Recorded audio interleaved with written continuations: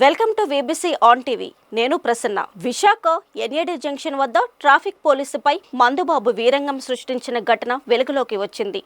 Drunk and drive test చేస్తున్న కానిస్టేబుల్పై చరణ్ చిందులు వేశాడు. నడి రోడ్డుపై కానిస్టేబుల్ను కొట్టాడని మిగిలిన వాహనదారులు తెలిపారు. చివరికి అతడిని పోలీసులు అదుపులోకి తీసుకున్నారు.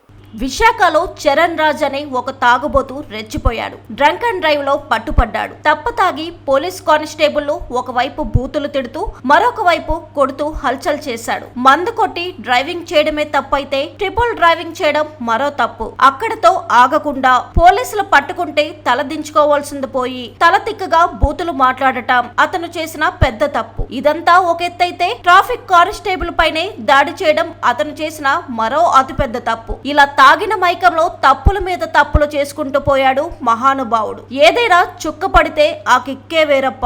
నిషా తలకెక్కితే ఎదురుగా ఎవరున్నా డోంట్ కేర్ అంటారు తాగుబోతులు. ఇదంతా ఒక సినిమా రేంజ్ లో తలపిస్తున్న సాధారణ వ్యక్తి చరణ్ రాజ్ అనే ఈ మందుబాబు కూడా పోలీసులపైకే దాడికి దిగాడు. రామకృష్ణ అనే కానిస్టేబుల్ ని బూతులు తిట్టాడు. మొత్తానికి విశాఖలోని ఎన్ఏడి ప్రాంతంలో ఈ సీన్ జరిగింది. ఇప్పుడు ఈ వీడియో సోషల్ మీడియాలో వైరల్ గా మారింది.